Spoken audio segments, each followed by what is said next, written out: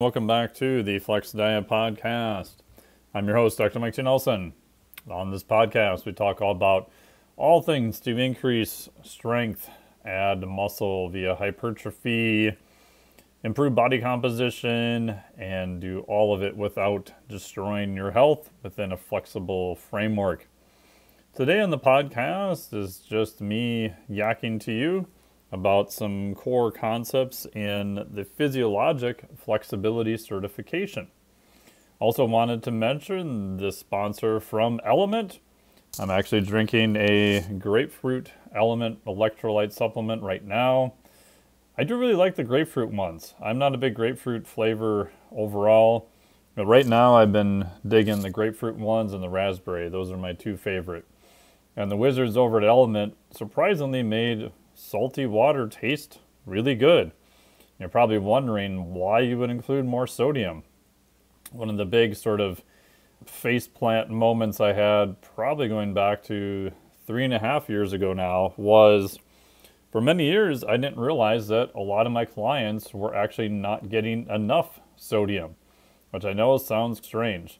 But when you eat mostly single ingredient whole foods for most of your nutrition, again, this doesn't mean you have to eschew donuts and cookies all of the time. But when most of your food and nutrition is whole foods, you don't really get a lot of sodium. Magnesium, depending upon your source of vegetables, can be low, and potassium, again, depending upon vegetable and fruit sources, can be a little bit low too. But the main one I noticed people were low in was sodium. And shocker, once we increased their sodium amounts, their performance got better. And they felt better, and their energy level was more consistent. And I wish I would have realized that a lot sooner. I was so used to, in the past, looking at nutrition logs from general population clients, and they definitely don't need any more sodium. They have the inverse problem. But with clients that were already doing pretty darn good, most of my online clients now, about 70% are trainers, then adding more sodium was great. The downside was trying to get people to drink salty water. Compliance wasn't very good, and once I figured this out, I wasn't doing it either. So fast forward to the wizards at Element, who created water that is high in sodium that actually tastes really good. And I've also noticed that I drink a lot more fluids now and just feel better consistently day in and day out. So much so that even today I realized I was a little bit more tired than I thought, and realized I hadn't had any water and electrolytes, and it was already noon, which is not a typical day for me. So if you want to check out one of the podcast sponsors, it is Element, which is LMNT. Go to the link below, which is drinklmnt.com/Mike, and you will get a sampler pack for free. They also have an amazing guarantee where if you don't like the product for any reason, you can actually keep it, and they will give you a full refund. So don't have anything to lose. Check out Element below. It's my favorite electrolyte drink, and enjoy. Today on the podcast, as I mentioned, talking about the Physiologic Flexibility Certification and some core concepts involved in it. The Physiologic Flexibility Certification is open now, depending upon when you listen to this, Monday, March 18th, 2024. It'll be open for exactly 1 week until March 25th, 2024. Go to the link below with all of the details there. But I wanted to discuss what exactly is physiologic flexibility real briefly and the course of the structure of it.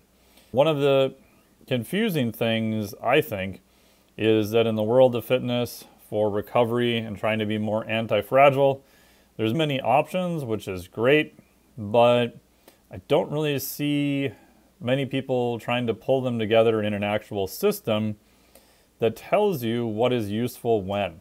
So for example, when should you do zone 2 training? When should you do high intensity training? What about cold water immersion? What about sauna? What about all the breath techniques now? Should I be doing a ketogenic diet? Should I be going higher carbohydrates? Actually, as much as all these concepts seem to be quite different from each other, they are all covered in the Physiologic Flexibility Certification. So at its core, the Flex Diet certification, you can consider that the level 1, which talks primarily about nutrition for recovery. We also do cover things like NEAT, which is walking and moving around, exercise, sleep, etc. You can think of this as the official level 2. So once you're pretty good with nutrition and exercise and sleep, what do you do next? What are your goals? What are you trying to accomplish? My bias is you should be focusing on your recovery capacity and how to become more resilient and even anti-fragile. So anti-fragile is a word coined by Nassim Taleb. It's a great book. It's pretty dense, but I read it many years ago and it really changed how I thought about different things. So if I have something that is fragile, like a ceramic vase, if I drop it on a cement floor, it's going to shatter into many pieces. Therefore, it's fragile, comes apart quite easily. If I have something like a Tupperware container, I can drop said Tupperware container on the floor and it will bounce around and still stay in one piece. If I have something that is anti-fragile, in theory, when I apply more stress to it, not only is it robust and resilient, it will stay the same shape, such as our Tupperware container dropped on a cement floor. It will actually physiologically get better. The reason I said physiologically is because this almost exclusively, so far to date, applies to living systems. If I go to the gym and intelligently exercise my right bicep, over time, my right bicep will get a little bit bigger. It will be better able to handle that stress insult of doing bicep curls, chin-ups, whatever it is I was doing. So living systems, if they are applied and exposed to stressors correctly, they actually get a little bit better. So therefore, they're able to handle a slightly bigger stressor next time. My Tupperware container, no matter how many times I drop it on the floor, it's not going to get any better. And in theory, it may get just a tiny bit worse over time. So once you're good with your basic nutrition, exercise, and recovery, sleep, my bias is you should focus your energy on how to make your body and you as a physiologic organism more anti-fragile. And it turns out, just like the lifting example, we can expand our idea of exposure to other stressors. And once we build up and get a little bit better to these stressors, we are more anti-fragile. We've gone beyond just being more robust. So the next logical question then is, okay, what stressors should I be exposing my body to? Again, my bias here is you want to pick ones that are known as homeostatic regulators. So the body has this process of homeostasis. This is, you can think of as your baseline that your body wants to get back to. So you may do different things and apply different stressors that move you off of baseline, and then your body works to get back to that baseline.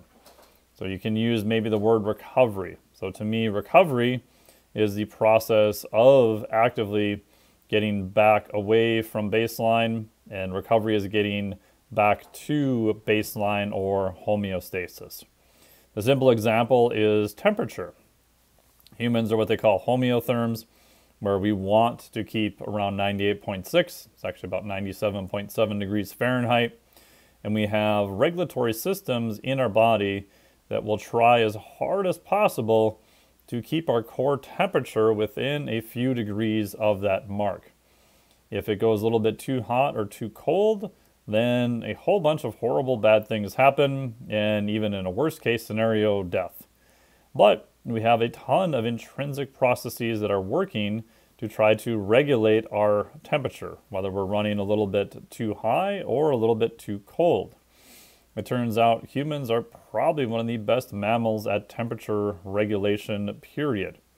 This allows them to regulate, especially in hotter climates, much better than most mammals. So that process of homeostasis is trying to hold body temperature around 97.7. But we have different adaptation mechanisms. For example, we know that you can become better adapted at being in the heat. So heat adaptation, if you look at the research, takes about 2 weeks to get most of the heat adaptation. Not 100%, but relatively close to it. So these processes can be trained. Again, just like doing curls for your bicep gets a little bit bigger and stronger. When you stress the body with, say, sauna or exercise in the heat and humidity, and you do it in an intelligent way, you don't just throw yourself into something that's too extreme, your body gets a little bit better to handle that stressor, that heat, once again. And my bias is the main stressors to focus on are the stressors, these homeostatic regulators, that the parameter your body has to hold very tight. So parameter number 1 is going to be temperature. Parameter number 2 is going to be pH. The pH of your blood can't vary that much, either up or down, more acidic or more basic. Again, we have a ton of different processes in the body that help regulate that because pH has to be controlled very narrowly. A lot of this has to do with the enzymes that are used in the body for various processes, that they only operate within a very fine pH. However, we could do some crazy high intensity exercise technique where the body uses a ton of glycogen or stored carbohydrates, produces something for a split second called lactic acid. Lactic acid is immediately broken up into lactate and hydrogen ions. Despite what you've heard, lactate is not a bad thing. Lactate itself can be used as a high energy fuel. It can be used by the muscle tissue, cardiac tissue, brain. Turns out the cardiac tissue loves using lactate. The bugger is those pesky hydrogen ions that are produced at the same time. Hydrogen ions are literally an acid that gets dumped into the bloodstream over time. This can then potentially change the pH. So we have to have regulatory systems to make sure that that doesn't get too far out of range. That's one of the reasons why if you're doing very high intensity work, you are limited a little bit by how much you can do. There's a whole bunch of different factors that go into fatigue, both central, peripheral, and a bunch of other things. But if the pH drifts a little bit too far and becomes too acidic, it can actually impair the actin and myosin cross bridges, the literally physical muscle contraction mechanism itself. So number 2 is pH. Number 3 for homeostatic regulators is your fuel system. All the cells in your body need some form of cellular fuel, which is ATP, and we can break down many different things in order to get that. That is the idea of metabolic flexibility. How well can your body use fat for fuel? How well can it use carbohydrates for fuel? So in this instance, in the Physiologic Flexibility Certification, we expand that out into how can your body use ketones. Ketones are produced primarily by the liver when your body is running through a ton of fat. This was primarily the backup system to starvation. If you were starving, your body starts breaking down adipose or fat tissue, and it does this at a really high rate. And the rate is very high, and a byproduct of that are these ketone bodies. There's basically 3 of them. And it turns out these ketone bodies are high energy fuel for, again, the muscles, the brain, the cardiac system, etc. So when you run a lot of fat through the system, the producing energy metabolism system, the byproduct of this in a low insulin environment, so not many carbohydrates around, is the production of ketones. So what's cool is you can use a ketogenic diet to do this. With the advent of modern supplementation, you can also use ketone supplements, primarily ketone supplements in the form of a ketone ester. So we talk a lot about that, the pros and cons of that, when you would want to use them, and when may not be the best idea to use them. And then also running through a ton of carbohydrates, like we said, the process is glycolysis. That process is going to produce lactate in addition to hydrogen ions. It turns out lactate is also a great high energy fuel, like we just mentioned. And again, there are some very pros and cons of doing this. In practicality, this comes down to how do you effectively program true high-intensity intervals. Everyone now is talking about high-intensity interval training for VO2 max. Probably heard of the Tabata protocol and various other protocols, maybe the Norwegian 4x4 for increasing VO2 max. How do you set this up where you can program this effectively for a wide variety of clients? Is there anything we can do to mitigate some of the hydrogen ions that are produced? Turns out you can. You can biochemically try to buffer both what's called intra and extracellular production of hydrogen ions, which we talk about that in the course, and you see a performance bump with that. And then pillar number 4 for the homeostatic regulators is going to be CO2 and oxygen. Turns out that carbon dioxide is not necessarily a waste product. It is a byproduct. It is the primary reason that your breathing is regulated. Turns out oxygen is the backup system. Yes, all your cells need oxygen to function, but CO2 is the primary mechanism of regulating that. So CO2 and oxygen are highly linked to each other. And this gets into breathing techniques during exercise, maybe breathing techniques at rest, such as box breathing, Wim Hof breathing, or what's called Tumo breathing, so supraventilatory breathing, i.e. breathing really fast in and out. When you do that type of breathing method, for example, you are actually getting rid of a ton of CO2. Now this has a slight benefit where it is slightly alkalizing to the pH. So again, all these regulators are tied and overlap with each other. However, it does have some negative effects. Again, there's some pros with it also. And that is the 4th regulator, is basically breathing, CO2 and oxygen. So when I was coming up with the course, in reality, when I talked to marketing people, they told me I should break it down into 4 separate courses. Maybe I will someday, I don't know. The reason I did not is because I think all of these systems, 1, are overlapping, are interrelated to each other. 2, I think in fitness, there's too much emphasis put on protocols without context and without understanding how basically these systems work together. There's no protocol that's going to cover every single question you may have for yourself or for your clients. However, if you understand the big picture, and again, this doesn't mean you have to understand exactly the movement of every electron through the Krebs cycle or what complex 1 compared to complex 3 does in the electron transport chain, but you should have some idea of how all these systems work together, what are the intricacies of each one, and then how would you put them into practice. I believe they all 4 are related to each other, and that's why I've decided to do it all as one course and not split it up into 4 separate courses. Not saying I'll never do that, but right now that's the plan. This way you will learn everything from breathing techniques to cold water immersion, sauna, meditation, fasting, keto, high carb, true high intensity work, zone 2 programming. All of that is included. So if you are a trainer or a fitness enthusiast, all of those things do have their place. I do think all of them are extremely valuable. But again, context with each one is also important.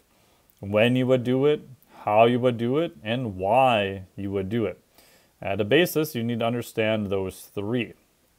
So in the certification, we talk about the big picture. Why are we targeting these homeostatic regulators? How can we make your body more robust and actually anti-fragile? And then with each one, again, we've got the 4 pillars, and they each have 2 sides. So for temperature, we'll talk about cold water immersion on one side, and then sauna and exercise in the heat on the other side. Breathing, we've got carbon dioxide and oxygen. Fuels are expanded into ketones and lactate, and so on. So each one of those has 2 ends. So that's 8 separate submodules that you'll learn all the technical details. I think at the time when I created all of this, I'm still updating it. I think I read 400 references for it. Again, not all of those references are in there, but it's referenced as much as I possibly could. Again, a lot of those references were not actually used because they were not directly applicable to what was going on. And then part 3, for each one, you will have a specific protocol, i.e. the exact action items that you would do. So once you learn the big picture, you'll then learn the reason for each intervention. For example, in the cold water immersion, you'll learn all about how it may affect muscle hypertrophy. There's some really big context things that you have to understand with that. And so you'll understand each one of those for each area. And then we'll have over 40 explicit action items to show you how you can actually directly apply this. So again, I wanted something that included the big picture for context, the intricacies of each one, and also included the protocol and the explicit action items. So that way you understand what you're doing, why you're doing it, and you know explicitly how to go about doing it.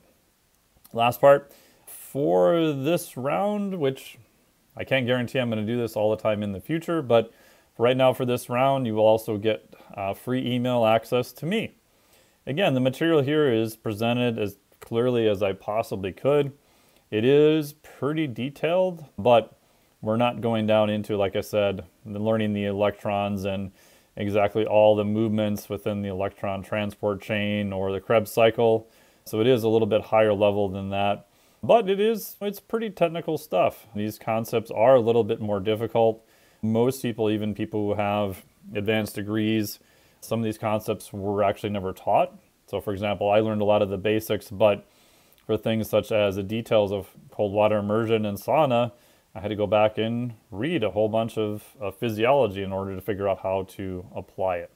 It is done in a language that's probably at an intermediate level. We have had people go through it who do not explicitly have 4-year degrees in exercise phys or biochemistry, and they've done just fine. Again, it is not super easy material. I'd say it's probably intermediate level, which is why if you have any questions on it, you can just email me directly. You'll get my private email, and I will get back to you normally within 24 to 48 hours. So you can talk to other people who've gone to the course, like it is legitimately me emailing you back or sending you a voice note, or sometimes even done videos for people to make sure that they can understand the concepts. Because when I design the course, I like the teaching aspect, but I want to make sure that you understand it so that you can then apply it to yourself or to your clients. To me, it doesn't do any good if people are not able to understand it and are not able to apply it. It doesn't really help anyone overall. So that is a rough outline of the Physiologic Flexibility Certification. It is open now as of Monday, March 18th, 2024, and we'll go through until midnight PST, Monday, March 25th, 2024. We will have all the links in the area here just below, so you can get to the page that has all the details. If you have any explicit questions about it, please hit me up. You can find my contact info on the web, and I'm more than happy to answer any questions for you. So thank you so much for listening to the podcast this week. We have a kind of bonus episode coming up in a few days, so look for that. As always, thank you so much for listening. I really appreciate it. If you have any interest in the Physiologic Flexibility course, please hit me up. If you're on the newsletter list, you'll see a lot more information going out about it over this week.